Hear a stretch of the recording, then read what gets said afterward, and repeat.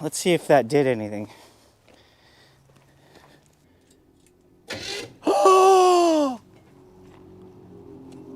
Oh my God.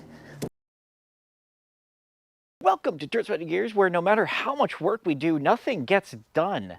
It's like we're in some kind of temporal vortex or a Groundhog Day. We're back here with a Pavarotten. This is a 1976 Camaro Rally Sport that was originally owned by my grandma and lost to time since the 1990s. I just got it back, and in my last video, we cleaned things out. We removed a lot of the interior, at least the smelly parts of the interior, and now we are moving on to the next step, which is to get this thing ready to turn over and hopefully start and run. Now, I have not touched this engine other than using a leaf blower on it, so this is where we're going to start. Now, there is a process to working on this, and it takes a little bit of time, which is why I have some other projects to show you guys.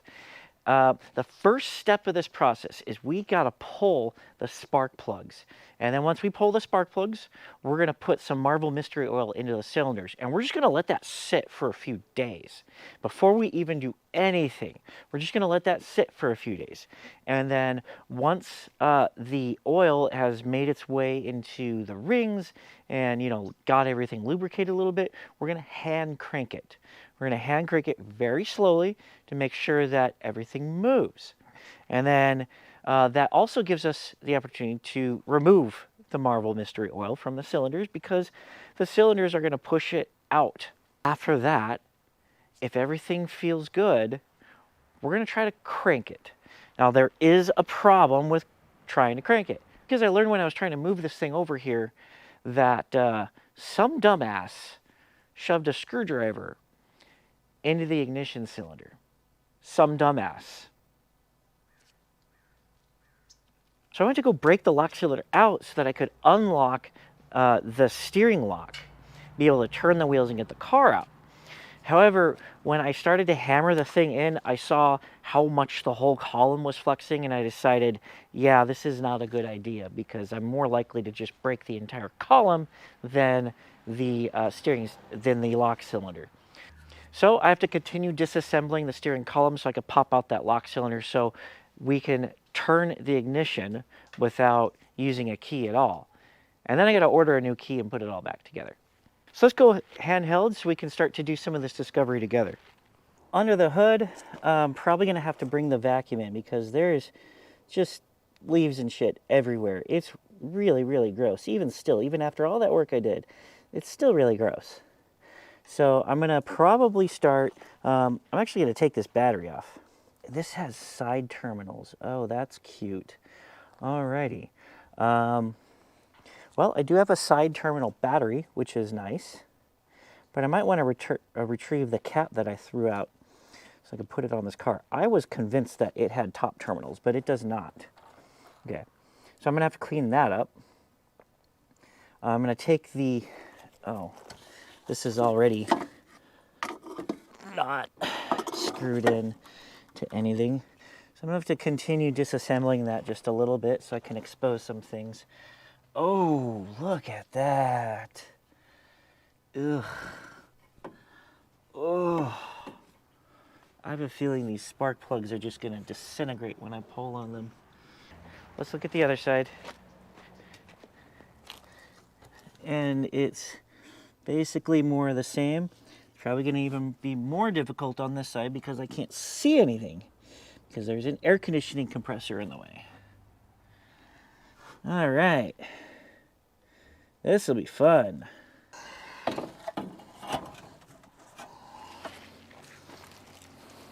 Whoa! Black Widow. 5 seconds into working on this, and there's a Black Widow. Awesome.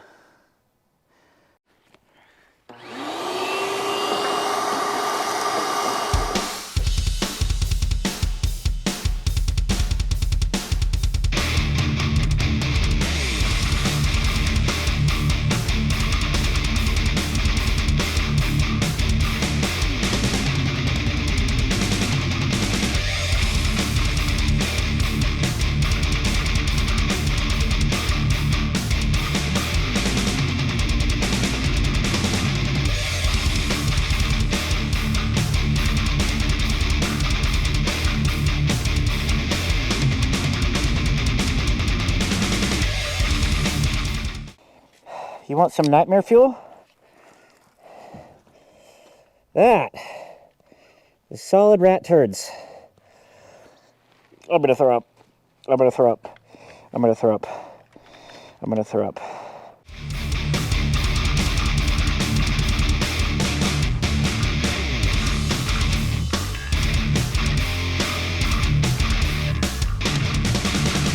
Fire bunted people like you, all no action, think things through. Hear the words of others, don't listen to yourself.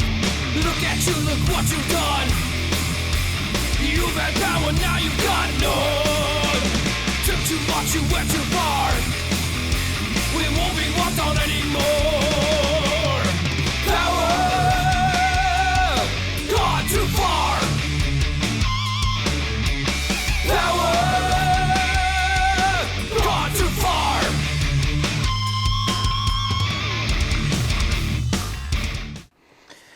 Well, that was disgusting. I actually had to take a break from this car because not only was I traumatized from it being solid rat crap from here to here, but it also rained a lot, and I did something stupid in that garage over there. So we're back after a few days. It is still pretty wet out. The ground is definitely wet, so I don't have a lot of time before I start getting swarmed by bugs again. Over the course of the rain, I had put a rat trap in here. It did not catch a rat, although it thought it did because some water got in from the hood area down into the trap area, and it triggered the trap. So it thought it caught a rat, but it didn't. Anyway, this is, well, it's not totally cleaned up, but it's more or less cleaned up. It's enough that I am less grossed out by the idea of sticking my hands in there. So I'm going to stick my hands in there, try to pull the spark plug wires, and try to pull the spark plugs. Well, I guess I spoke too soon because look at that. Literally the first spark plug wire that I reached for is covered in rat shit. Oh, god damn it. This entire car is a biohazard at this point. This is horrible. And look at how much is inside the header. Like, I'm going to have to drop the header to get this out of here. Should I even bother trying to start this car? So I took my gloves off, so I'm not touching anything. But these spark plugs, I got 3 of the 4 off. The first one, I started to clean up just to see what it would look like cleaned up. It's not great.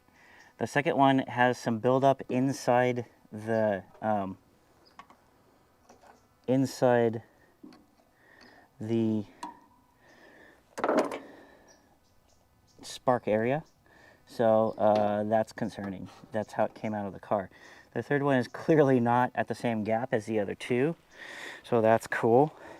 And the fourth one is pretty well stuck. I'm not having a great time with it. I'm sure I just don't have the right tools. I'm trying to use a 3/8 ratchet on a spark plug socket, and that's not going. So I slipped this bar, this pipe over it, and I'm getting just a little bit at a time, and it is very, very frustrating because I'm barely moving it at all. So I think I'm going to just call it here.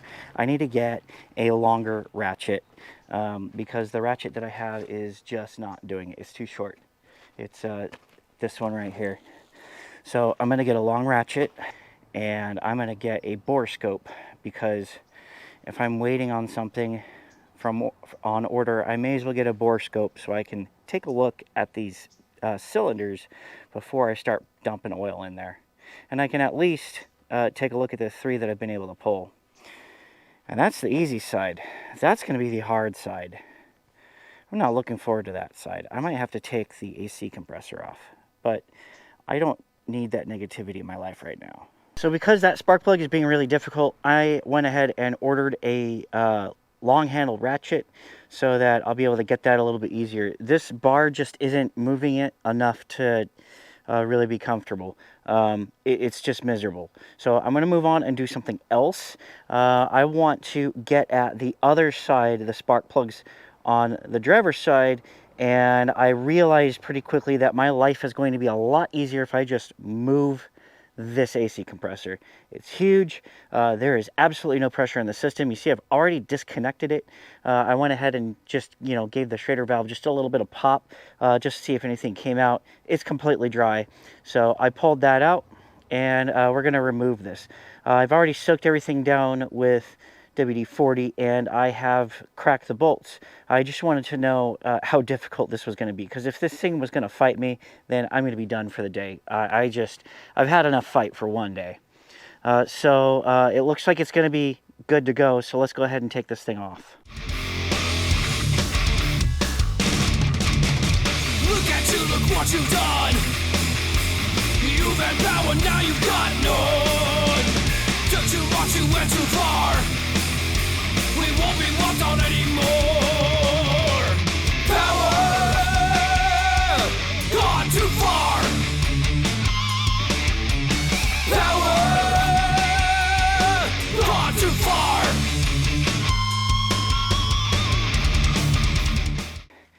It's so much easier to reach now. I am so glad I did that. Now hopefully the other side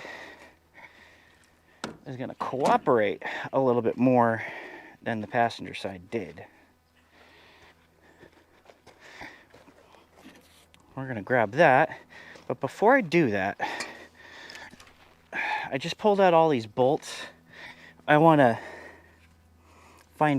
put them where they belong, thread them in so that I don't lose them. All right, that's the first one. Looks like an entirely different spark plug.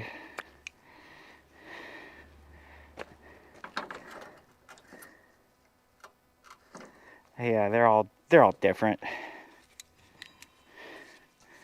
Car probably ran great before it was parked in 1990 something. My mom says it has to be around 95.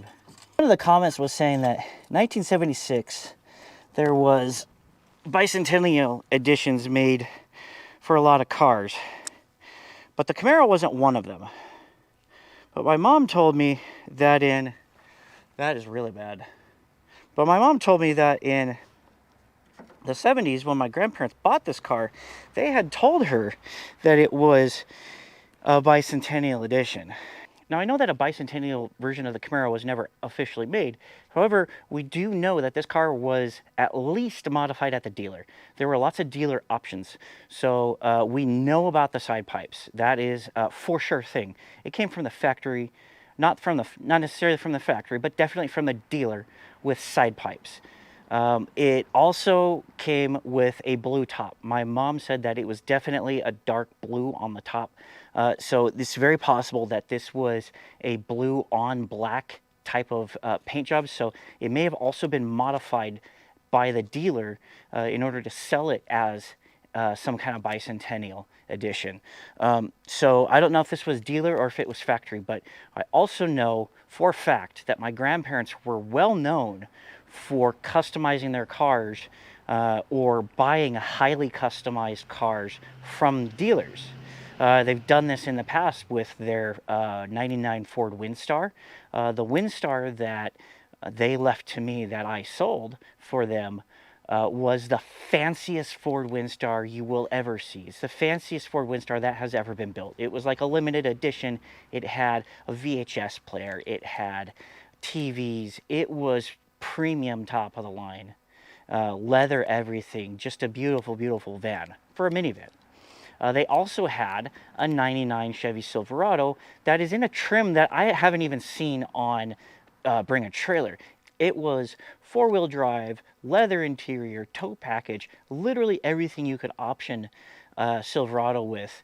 And I've never seen anything like it, especially not in good condition. So this was something that they were well known for, was highly customized or top-of-the-line vehicles throughout the years. So it's entirely plausible that this car was either customized at the dealer or they special ordered it. The car was also built in Van Nuys, which is about 10 miles from here. So it was bought and lived most of its life 10 miles away from the factory that it was built in.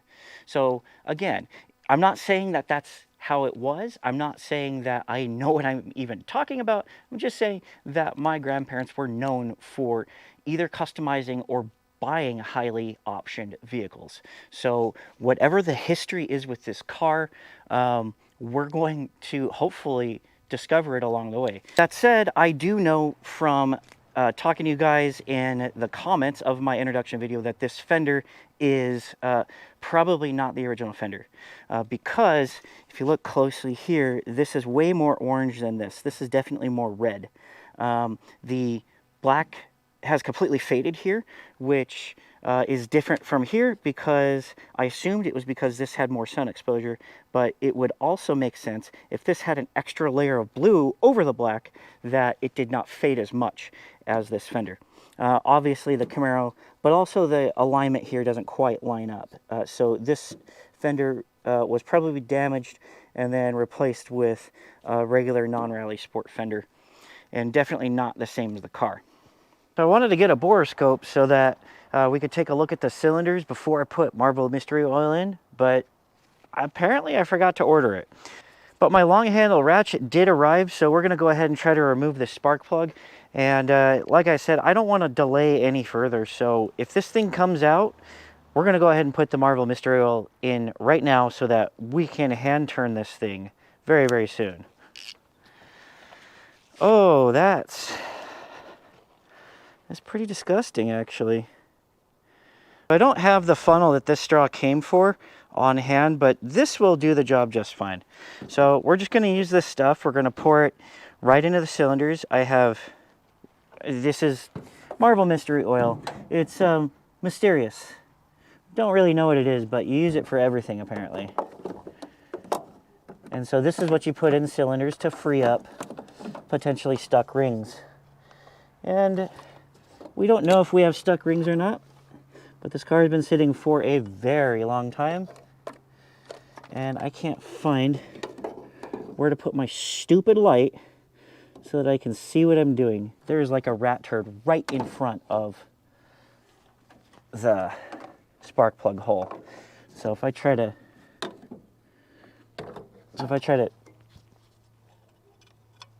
put this funnel in, I'm just going to push it right into the cylinder. All right.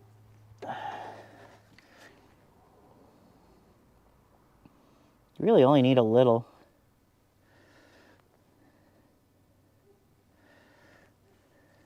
I mean, if you overfill it, it'll just come out of the cylinder like it did. All right, I got to do this 7 more times, so I'm going to do this off camera. So we've got Marble Mystery Oil in all of the 8 cylinders now. I'm going to go ahead and order new spark plugs, and we're going to wait a day before we try to hand turn this thing. This will give the Marble Mystery Oil a chance to do its marvelous, mysterious thing, and hopefully if there's any stuck rings, it will free those up. Then we're going to come back tomorrow, hand turn this thing, and then if it all feels good, we'll put some new spark plugs in and try to turn this thing over. So this thing's been sitting for a day, and now we've got a 5/8 socket, and we're going to try to turn this thing by hand. This might be a crapshoot because it's a little tight down there, but we're going to give it a try.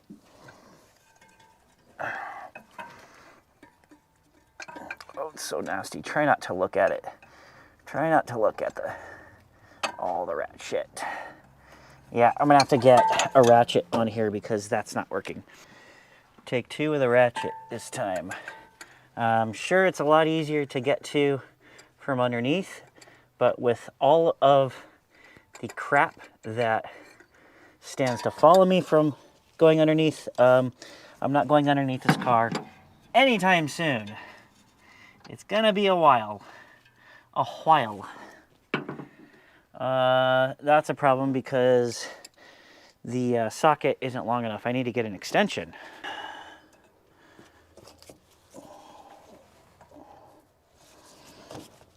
It is turning. It's not the happiest about doing so, but that's why you turn it by hand for a couple of rotations. There's like, oh God, you gotta see this. This is so gross. I have a conveyor belt of shit coming at me. Literal shit on a conveyor belt. Oh, come on.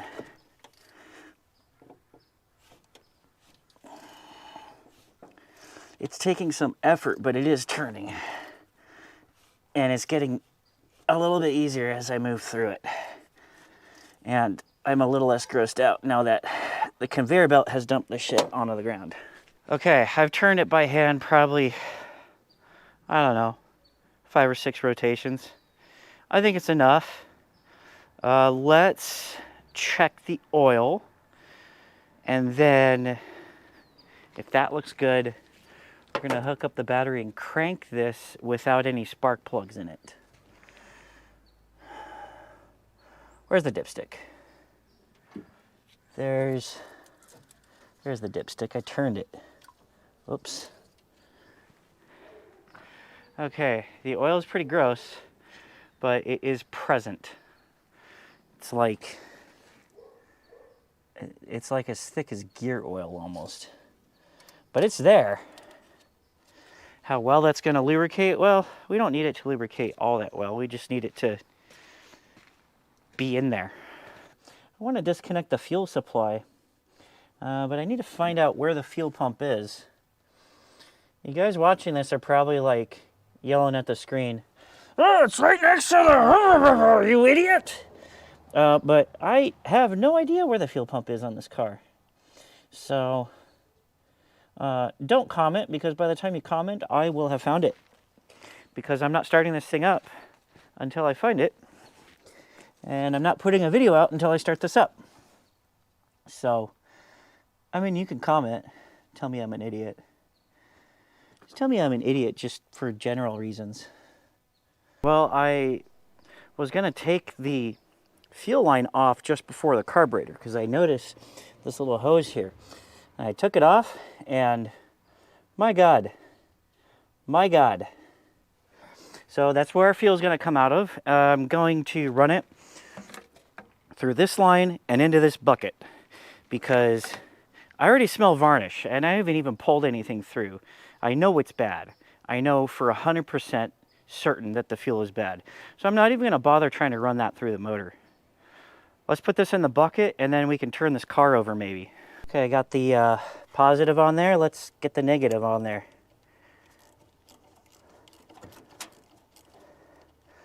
Let's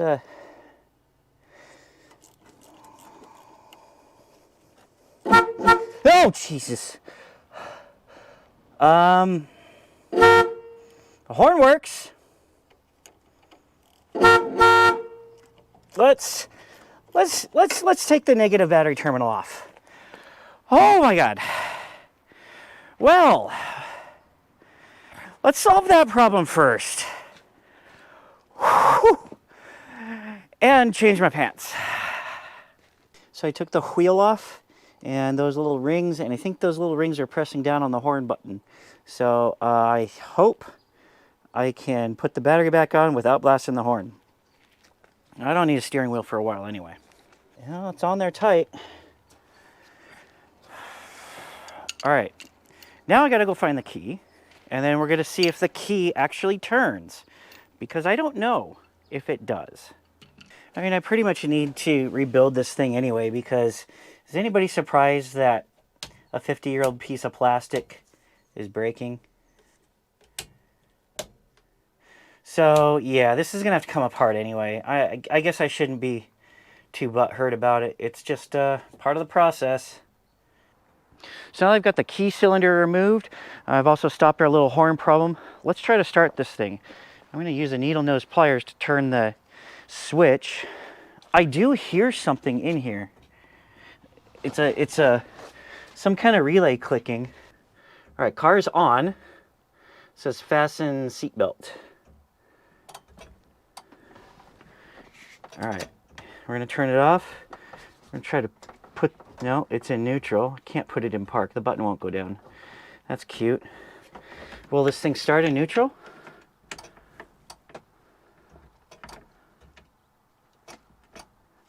I don't think it's going to turn anything. It's not turning the starter.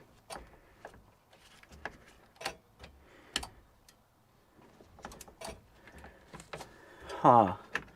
This sucks.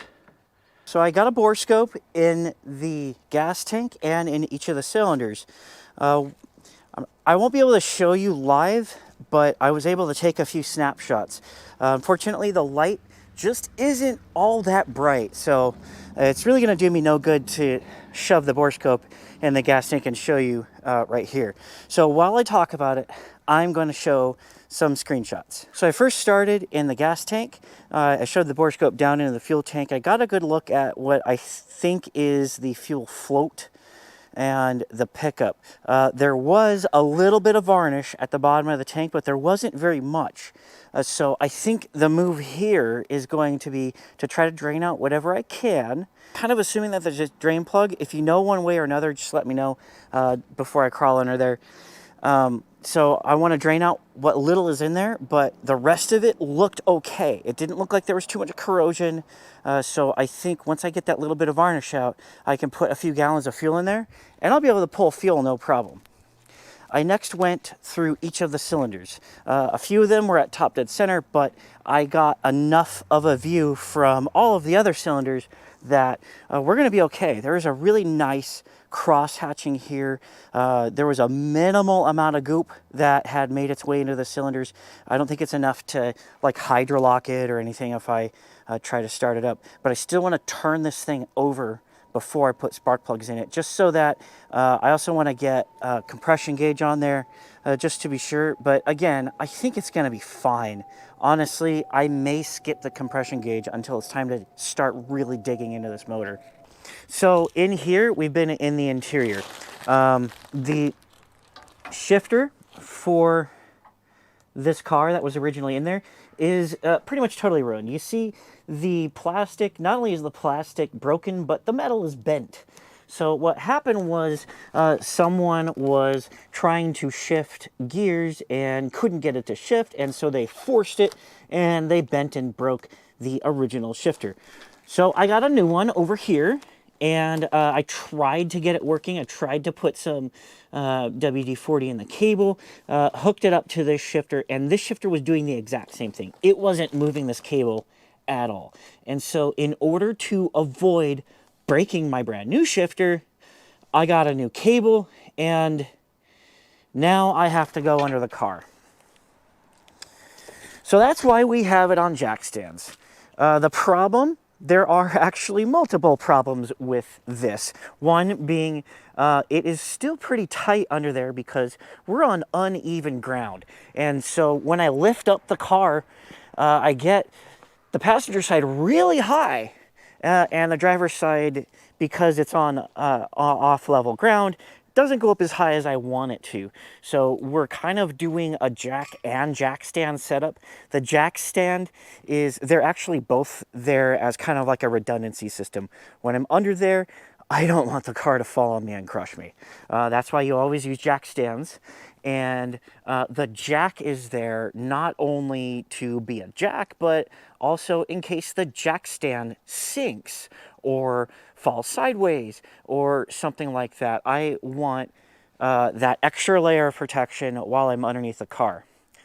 The other problem with being underneath this car is, you remember all of that rat shit that I just took out of the engine compartment? Yeah, that went somewhere. That went right where I'm going to be.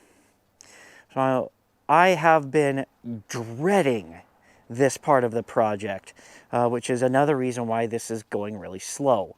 I'm going to have to put on my jumpsuit, put on my big boy pants and boots, and probably respirator and gloves and all of the gear, get under the car and replace that shift cable. Hopefully the linkage isn't ruined too, but given my luck with this car so far, the linkage is probably going to be ruined too.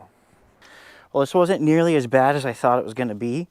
I removed the old cable, and just to test things out, this cable isn't moving at all. So that was the problem this whole time. Now, while I was under the car though, I noticed a couple of other things. I'm gonna get down there and show you. So here, we got this guy hanging down. If the car decides to not start, I'm willing to bet it has to do with what that connects to. This, I believe, connects to the safety cutoff. So if this doesn't work, I have to go to the safety cutoff and either reconnect this or you know, move it into the position it needs to be to start. So I was able to get the new cable on mostly. The clip here, I'm going to have to come back to, assuming this works. If this works, then I'll go ahead and push this in and kind of finalize it. But my hands are kind of sore right now, so I'm gonna come back to that later once I've rested a little bit. I've got 2 jack stands here and the jack there and another jack stand there. Again, like I said, I was very paranoid because the ground was just totally sinking this car in, so I did not want to be under it. But I got it swapped out. Let's go take a look. Now let's go take a look at the shifter. The shifter, I didn't even bolt it in, but the cable moved so easily that I was able to shift it into park. So the transmission is in park. Whether or not the rest of the car knows about that, well, that's a different story. We're just gonna find out. Let's just throw a battery on here and see what happens, because this may work. In park, we have a new ignition cylinder. Let's give this thing a bump and see what happens.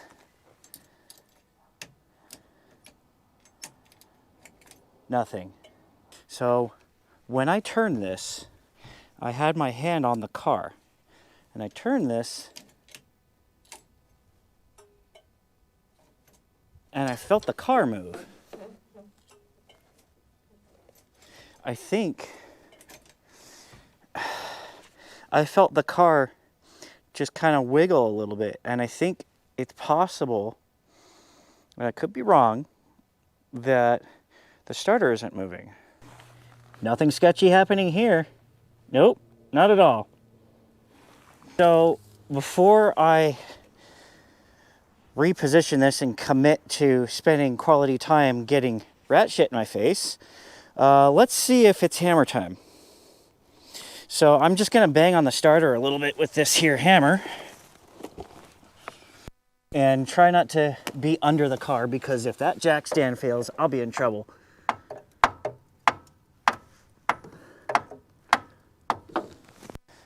Let's see if that did anything.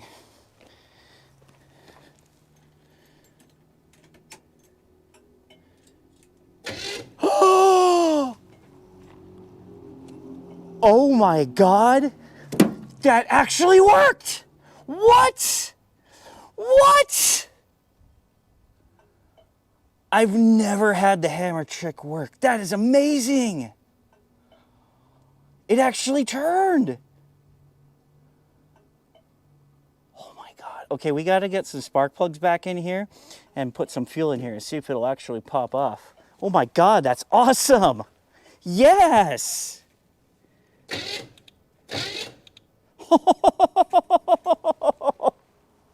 I can't believe that worked. What? Oh my God. Well, I got 7 of the spark plugs in, but the one on the back here, the one that I had trouble removing, is not going in. I can only assume the threads are ruined. So I'm running out of patience. I'm running out of daylight. I'm running out of sanity. I want to hear this thing start. I don't care if it runs like hell. It's gonna run like hell. I just want it to fire up and then shut down. So we've got the fuel going into a bucket, and we're just gonna put a little bit of gas down in this carburetor. Let's keep the body parts out.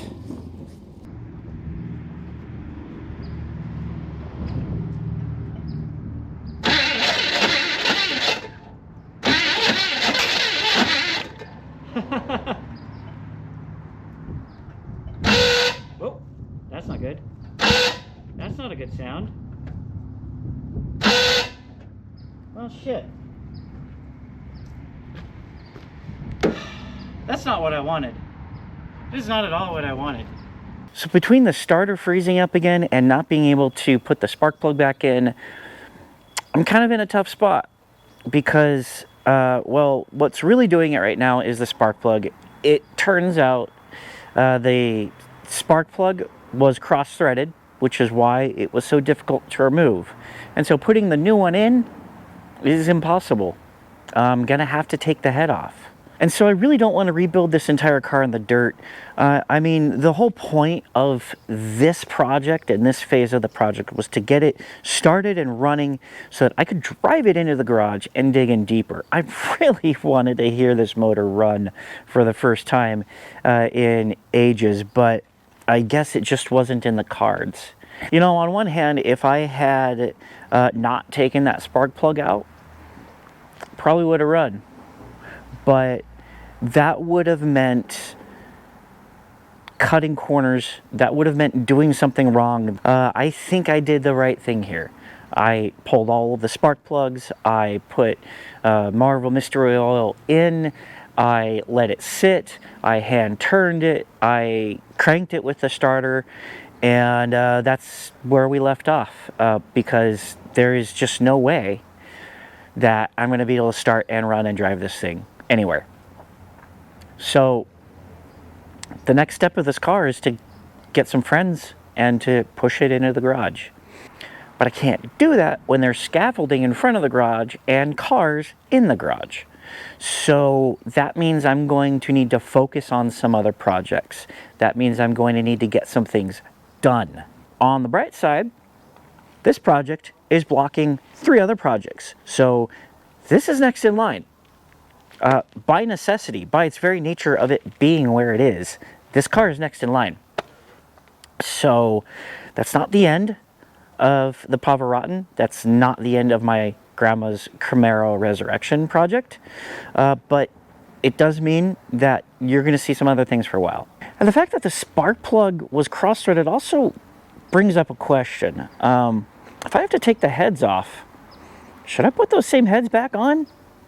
I'm thinking the answer is no. So I've been doing a little bit of research, and it's also fairly common knowledge that there is an abundance of options for the Chevy 350. So there is a whole lot of things I can do on this thing. So that said, being a California car, I want my options to still be California legal. This is a 76, so I am subject to emissions regulations. So that does limit my options, but at the same time, that gives me really good direction. You know, if I didn't have that limitation, there would really just be so many options that I wouldn't know what to do. Given that restriction that I want to keep it a California car and I want it to pass California emissions, there's some really cool options available. For example, there's upgraded heads, there's intake manifolds, I want to do an EFI, and there's only one EFI that is California legal, so that makes it a really easy decision. So it really opens the door for a lot of really cool things in store for this car. On the downside, that's a lot of money. So when I'm done spending money here, I got a plan to spend money here because we're talking like $4 grand worth of engine, and that's going to mean full commitment to this car. But that's the other good thing, because when that time comes, I will be fully committed to this car, and I will get it done. Because with that kind of investment, you don't want to let it sit. You don't want it to just languish for years. You want to get it back out on the road, even if it's, you know, in some derelict form. I'm really excited. I don't know about you guys, but I'm really excited for the future of this car, even though it's going to take a little bit more time, more than a little bit more time, if I'm being honest, than I had planned. So that's it. If you like what you see, like, share, subscribe, comment. Let me know what you think I should do to this car. Let me know what kind of upgrades, what kind of modifications, what kind of things I should look for in terms of repairing. Obviously, everything that's made of plastic is going to be on that list. So please leave your comments. I know there's a lot of you Chevy guys out there that know a lot more about this car than I do. But again, at the end of the day, this isn't that complex. There's a wealth of information out there, and I'm really looking forward to digging into this car. Thank you so much for watching, and I'll see you in the next video.